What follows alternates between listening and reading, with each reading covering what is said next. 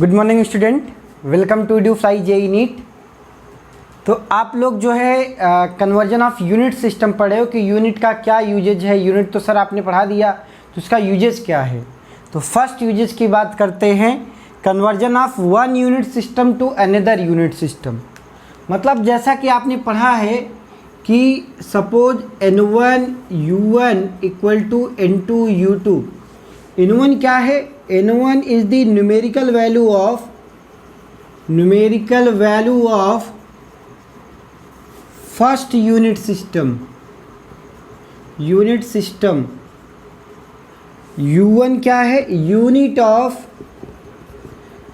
Of first unit system. Similarly N2 क्या है? Numerical value of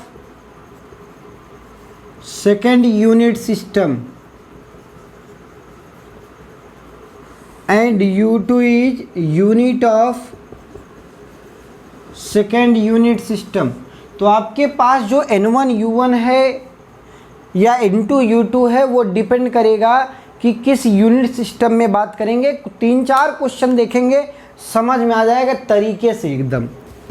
अगर हम मान लो बात करें एक छोटे से एक क्वेश्चन से, अगर हम बात करें, आपको मान लो कि छोटा सा एक क्वेश्चन है, इससे अगर हम बात करें तो पहला चीज़ है convert. Question number 1, convert 1 Newton into CGS unit.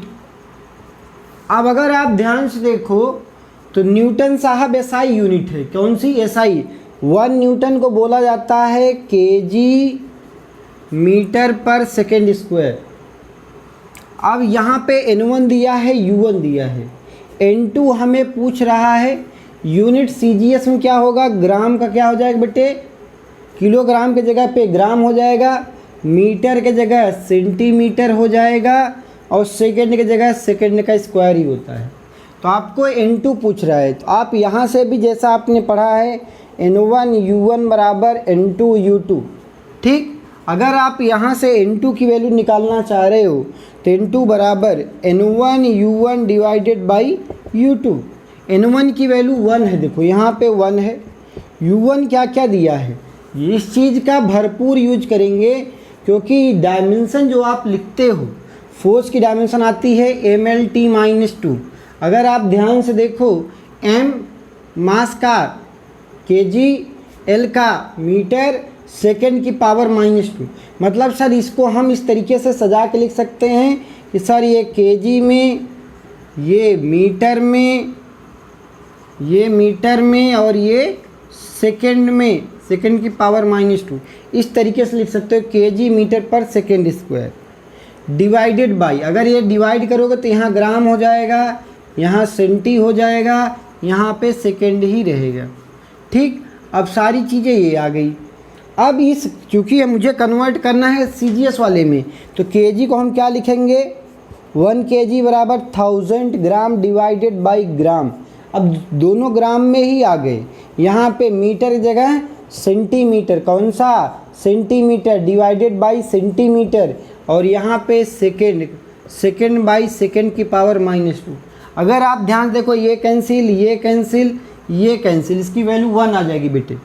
इसका मतलब आपके पास 10³ इंटू 10⁻², तो वैल्यू कितना? 10⁵। अब इसकी यूनिट क्या आपके पास आई है सर? ग्राम आई है, सेंटीमीटर आई है, सेकेंड आई है, सेकेंड की पावर -2।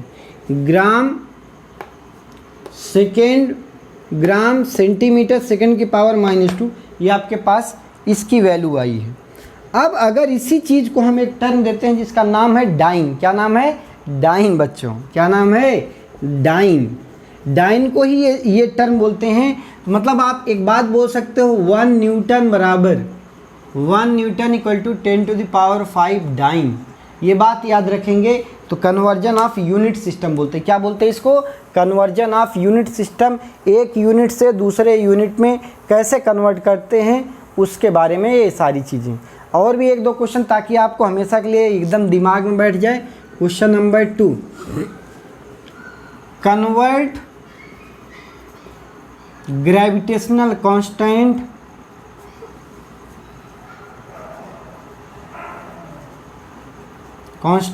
जी, capital G, 6.67 10⁻11 newton metre square पर KG square, newton metre square पर केजी स्क्वायर आपके पास ये है, इनटू ये एसआई यूनिट है या एमकेएस में दिया एसआई यूनिट है, इनटू सीजीएस यूनिट, किसमें, सीजीएस यूनिट सिस्टम में कन्वर्ट करना है। तो तरीका अगर आप देखो यहाँ पे N1 दिया है और ये आपके पास U1 दिया है, N2 पूछ रहा है, U2 यहाँ पे सीजीएस बता दिया, तो आप तरीका वही N1 U1 बराबर N2 U2, और कुछ नहीं करने की जरूरत है। N1 के जगह पे क्या है, N2 पूछ रहा है बेटे, सीजीएस में N2 पूछ रहा है, तो N2 बराबर N1 multiplied by U1 divided by U2। मैंने आपको बताया था इसके डायमेंशन से खेलोगे तो उसके पावर के अकॉर्डिंग रख लोगे तो आपको और आसानी हो जाएगी। तो अगर एक बात बताओ, कैपिटल जी की डायमेंशन कैसे निकालते हो, आपने पढ़ा होगा F equal to capital G M1 M2 upon R square, यही पढ़ा ना भाई।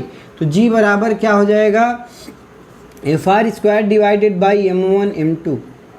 अगर यहाँ पे इस सब डायमेंशन रख दो, MLT-2 L square divided by M square, तो डायमेंशन आएगी M की पावर -1 L का क्यूब T की पावर -2।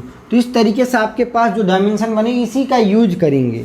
तो देखो N1 की वैल्यू 6.67 10⁻11। अब U1 के केजी रखेंगे, मीटर रखेंगे, यहाँ सेकंड रखेंगे, तो ये आपके पास जो वैल्यू आएगी यहाँ पे हो गया सर केजी, क्या हो गया केजी, केजी की पावर -1 है बेटे, ठीक। अब यहाँ पे क्या हो गया सर मीटर, मीटर की पावर 3। अब यहाँ पे सेकंड, कौन सा सेकंड, सेकंड की पावर क्या है -2, सेकंड की पावर -2। तो आपके पास आया था m की पावर -1 L क्यूब T की पावर -2। अब इन्हीं के साथ हमने अब काम करना है। यहाँ पे केजी आ गया तो यहाँ पे ग्राम लिखेंगे, डिवाइड में क्योंकि सीजीएस में ग्राम हो गया, ये सेंटी हो गया, और ये सर सेकेंड ही रहा, इसका पावर -2, कोई दिक्कत नहीं है सर। अब आप सारी वैल्यू रखें 6.67 10⁻11। सर केजी था उसको किस में कर रखना है, ग्राम में रखना है, तो 10⁻3 ग्राम डिवाइडेड बाई ग्राम की पावर -1। यहाँ पे मीटर की जगह सर सेंटीमीटर, 1 मीटर में 100 centimetre, centi by centi power 3, यहाँ पे सेकेंड, सेकेंड बाई सेकेंड की पावर -2। अब ये करना आसान है, ग्राम ने ग्राम को मारा, सेंटी ने सेंटी को, सेकेंड ने सेकेंड को। आपके पास 10⁻3 है, यहाँ पावर -1 है, यहाँ पे 10 की पावर 2 का क्यूब है, तो वैल्यू कितना आ गई 6.67 10⁻11 10⁻3 10⁻6। अगर आप ध्यान से देखो 3 पावर यहाँ पे उड़ गई, 3 बची, 3 माइनस हो गई, तो वैल्यू क्या आई 6.67 10⁻8 आ गई, कितना -8। ये किस में आई है, ग्राम में, तो इसकी यूनिट क्या हो जाएगी, न्यूटन की जगह डाइन लिख सकते हो, न्यूटन की जगह डाइन, मीटर की जगह सेंटी, डिवाइडेड बाई केजी की जगह ग्राम का स्क्वायर। तो इस तरीके से आपके पास एक यूनिट सिस्टम से दूसरे यूनिट सिस्टम में कैसे जाते हैं उसका ये एग्जाम्पल था। तो आपको बहुत आसान है, इस तरीके से आप करोगे तो आराम से कर ले जाओगे।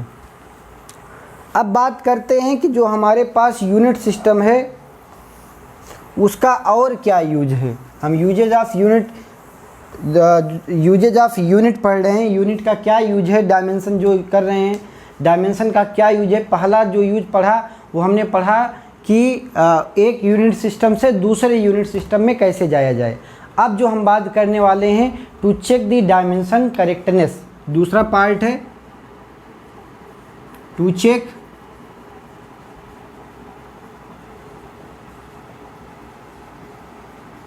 डायमेंशनल करेक्टनेस,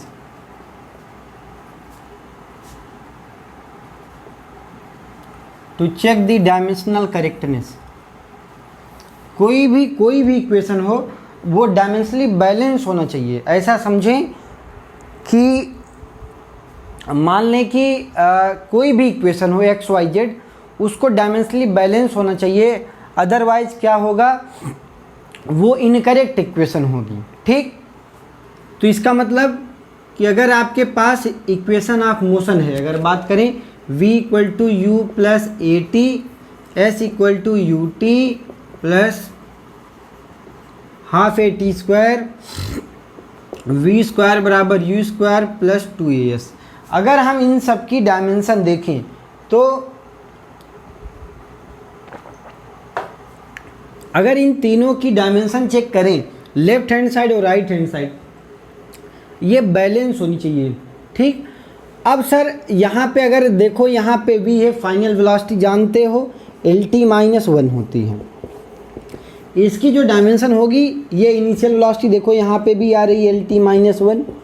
और अगर आपके पास किसी भी इक्वेशन में जो चीज़ें मैं बता रहा हूँ अगर वो अप्लीकेबल है, जैसे मान लो अगर दो इक्वेशन जोड़ी जाएं इस तरीके से, यहाँ पे ऐड की जा रही है या सब्सट्रैक्ट की जा रही है या ग्रेटर है या इक्वल है, इस तरीके से, मतलब greater than, less than equal है, प्लस है या माइनस है, तो इनको क्या होना पड़ता है, इनका डायमेंशन इक्वल होना पड़ता है। ठीक है, उसको बात करते हैं, उसको बोलते हैं प्रिंसिपल ऑफ होमोजेनिटी। क्या बोलते हैं? प्रिंसिपल ऑफ होमोजेनिटी, अभी बात करेंगे उसके बारे में।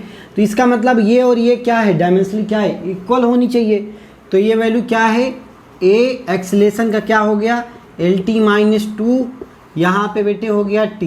तो अगर आप ध्यान से देखो, यहाँ पे भी लेफ्ट हैंड साइड में LT-1, राइट हैंड साइड में ये वाला जो टर्म है जो प्लस के साथ इधर रखा गया, इसका भी LT-1।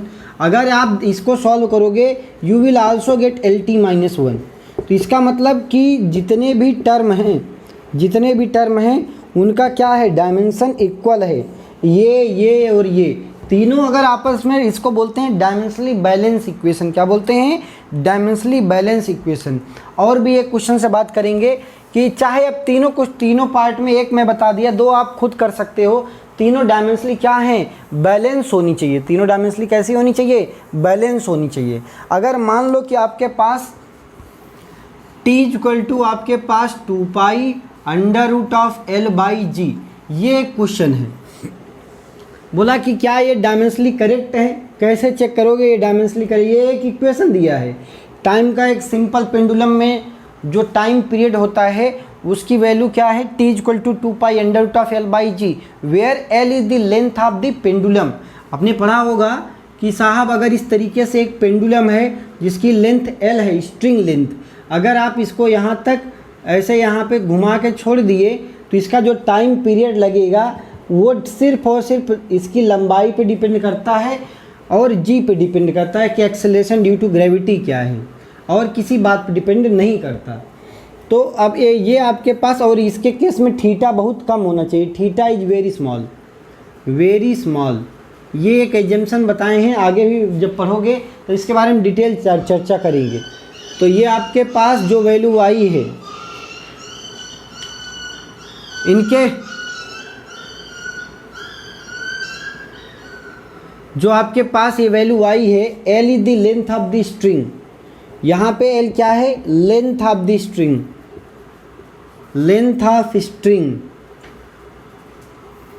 G की value acceleration due to gravity, acceleration due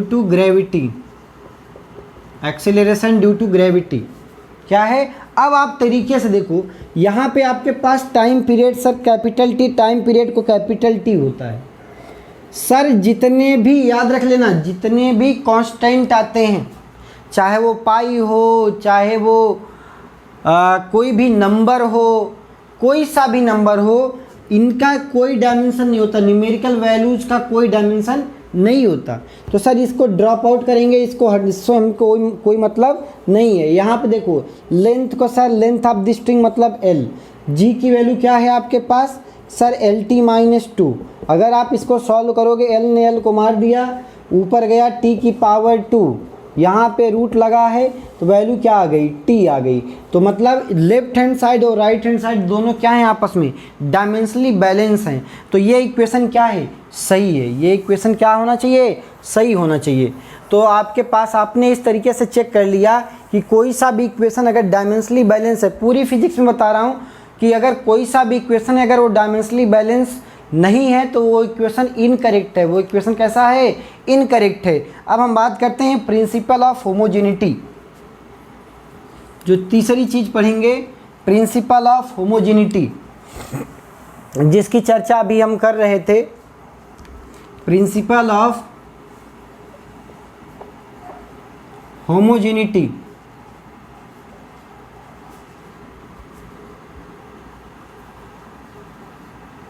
principle of homogeneity, ये प्रिंसिपल ऑफ होमोजेनिटी कई बार नीट में मतलब धड़ल्ले से पूछता है। तो ये क्या कहता है कि प्रिंसिपल ऑफ होमोजेनिटी क्या कहता है कि dimension of all the terms, क्या बोलता है, dimensions of all the term, dimensions of all the term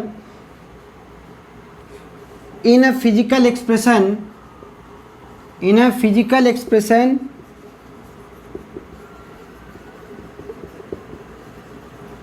in physical expression must be equal, क्या बोलते हैं, must be equal, must be equal, ये इक्वल होना चाहिए, must be equal। अब इनके बीच में क्या है कि dimension of all the term, जितने भी टर्म है, मान लो कि एक इक्वेशन से हम बात करें, कोई एक इक्वेशन है a divided by b into a plus b t square plus c t cube. एक छोटे से टर्म से बात करते हैं। अगर आपके पास इस तरीके का एक इक्वेशन है तो ये कहता है कि dimension of all the term in a physical expression, एक फिजिकल एक्सप्रेशन दिया है तो इनका जो डायमेंशन होगा वो इक्वल क्या होगा, मतलब अगर वो एडिशन हो या सब्सट्रैक्शन हो तो इसकी वैल्यू क्या होनी चाहिए, इक्वल होनी चाहिए। ठीक है सर, मतलब लेफ्ट हैंड साइड आपके पास एल टी माइनस वन है, क्या है, एल टी माइनस वन। तो मतलब ए की जो डायमेंशन होगी, ए की dimension is nothing but L T minus one. अब यहाँ पे ये जो टर्म है इसका जो है डायमेंशन इसके इक्वल होनी चाहिए, मतलब कि बी टी स्क्वायर की जो वैल्यू है वो वी के इक्वल होनी चाहिए। मतलब अगर हमें b की डायमेंशन पूछी जाए, b इंटू टी की power 2 is nothing but L T minus one. ठीक, अगर b की डायमेंशन पूछी जाए तो b बराबर L T minus one divided by T square. तो आपके पास क्या वैल्यू आ गई, l t to the power minus three, l t to the power minus three dimension of b। अगर आपसे c के बारे में पूछा जाए तो आप सर ये जो डायमेंशन, इसका जो वैल्यू होगा सर वो इसके बराबर होगा या इंडिविजुअल एल टर्म के बराबर होगा। मतलब सी टी क्यूब की जो वैल्यू है, c t cube is nothing but velocity की डायमेंशन के बराबर होनी चाहिए। अगर आप ध्यान से देखो तो c बराबर क्या लिखा जा सकता है, b divided by T cube. अब इसका यहाँ पे डायमेंशंस रख लें, डायमेंशन क्या हो जाएगी, L T minus one divided by T cube. तो आपके पास क्या हो जाएगा, L T minus four, L T minus 4। इस तरीके से अगर आपके पास ये चार चीज़ें कौन कौन सी, अगर दो टर्म के बीच में एडिशन लगा हो या सब्सट्रैक्शन लगा हो या ग्रेटर हो या लेस हो, तो ये इस टाइप के जितने भी एक्सप्रेशंस होंगे या इक्वल टू में भी लगा हो, तो ये जो 5 एक्सप्रेशन हैं इनके ये बात कहते हैं कि इनका जो डायमेंशन होना चाहिए वो इक्वल होना चाहिए। अगर इस तरीके से कोई फिजिकल एक्सप्रेशन दिया गया है, फिजिकल एक्सप्रेशन दिया गया है। क्वेश्चन और भी देखते हैं ताकि आपको अंदर से एकदम फील आ जाए कि अच्छा सर ये बात है, वाह मज़ा आ गया सर आज तो। चलिए क्वेश्चन नंबर 2, मान लो कि एक वैल्यू है v equal to A by B plus L plus C by T square plus D by T cube. Find the dimension of A B C, find the dimension of A B and C, ये पूछा है। A B C D, D भी है and D. चलें साहब, तो इसका मतलब ये दो चीज़ें जोड़ी गई हैं, अगर ऐड की गई हैं आपस में, इसका मतलब जो बी की डायमेंशन है वो एल की डायमेंशन होनी चाहिए। ठीक, चले साहब ठीक है। यहाँ पे एल की वैल्यू क्या है, एल टी -1। यहाँ पे वेलोसिटी की वैल्यू क्या है, एल टी -1 डायमेंशन है। तो sir a divided by this expression must be equal to velocity of dimension of velocity. अब सर यहाँ पे और ये दोनों डायमेंशन तो बराबर हैं, तो ये इसकी वैल्यू आपने लिख लिया है कि सर इसकी डायमेंशन एल है।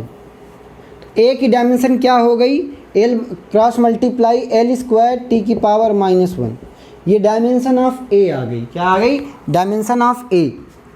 ओके, अगर यहाँ पे बात करें, देखो ए की डायमेंशन आ चुकी है, बी की आ चुकी है, बचा है सी। यहाँ पे C divided by T square is nothing but velocity की डायमेंशन एल टी -1। तो सी बराबर एल टी की पावर, वैल्यू मल्टीप्लाई कर देंगे तो टी की पावर +1 हो जाएगी।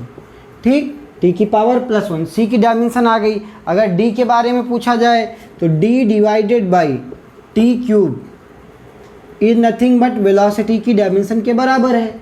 तो डी की जो वैल्यू हो जाएगी एल टी -1 इंटू टी की पावर 3, टी की पावर 3। तो वैल्यू आपके पास एल टी +2 आ गया, एल टी +2। तो इस तरीके से आपके पास ए बी सी की जो है डायमेंशन आप निकाल सकते हैं। क्या, ए बी सी की डायमेंशन, कोई सा भी अगर आपके पास इक्वेशन है तो इस तरीके से आप डायमेंशन बना सकते हो।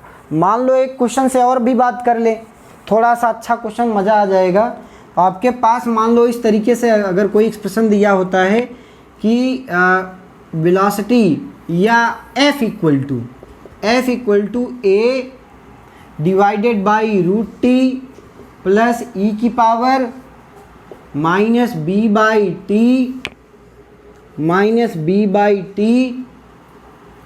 ओके, यहाँ पे कुछ और मल्टीप्लाई कर ले, ठीक है।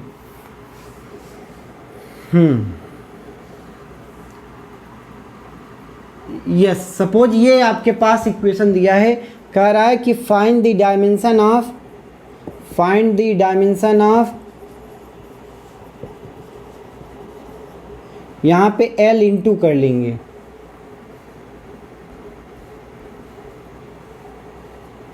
ओके कोई फर्क नहीं पड़ता, ठीक है। Find the dimension of A and B, find the dimension of A and B।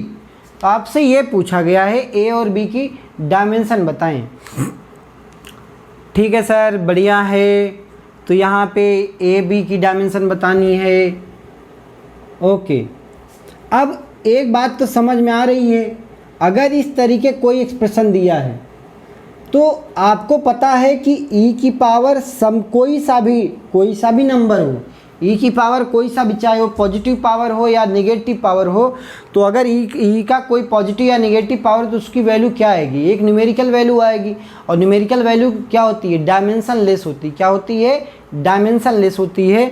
तो इस तरीके से यहाँ पे d से, यहाँ से d भी मल्टीप्लाई कर देंगे, ए बी एंड d की डायमेंशन पूछेंगे। ठीक, अब आपके पास जो पहले हम a से चालू करते हैं, किससे, a से। तो सर हमारे पास a की जो वैल्यू होगी a equal to f into √t। ठीक, अब f की डायमेंशन mlt -2,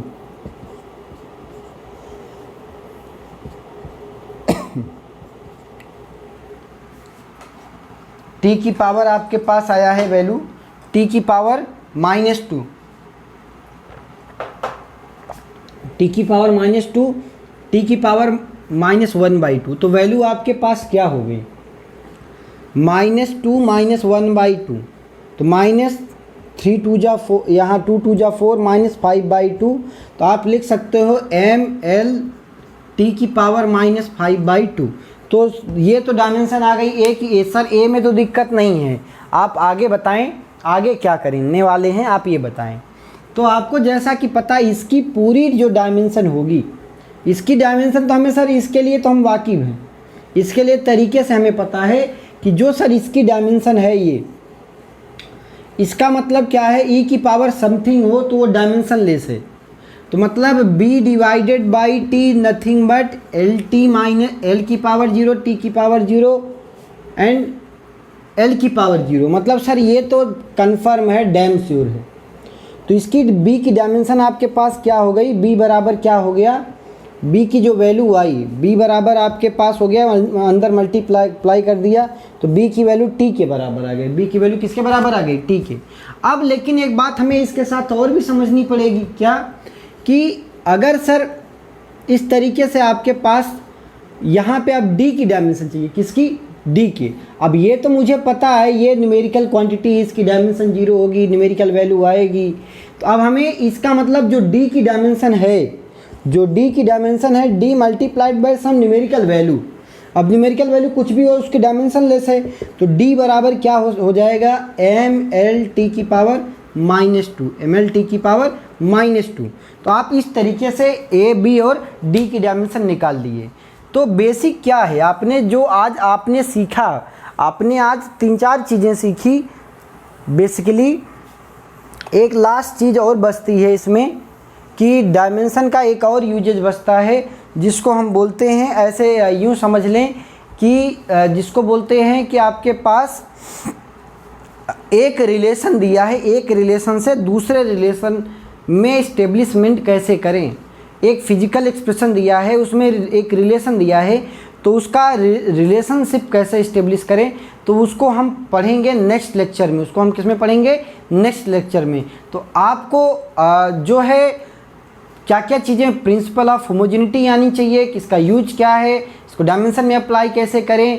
ठीक, तो मेरे प्यारे बच्चों आज के लिए बस इतना ही। जैसा भी हो आप ज़रूर कमेंट में करें, आपकी जो भी क्वेरी हो ज़रूर बताएं ताकि हम अपना लेक्चर और भी इंटरेस्टिंग बना सकें। तो आज के लिए बस इतना ही। Thank you all of you.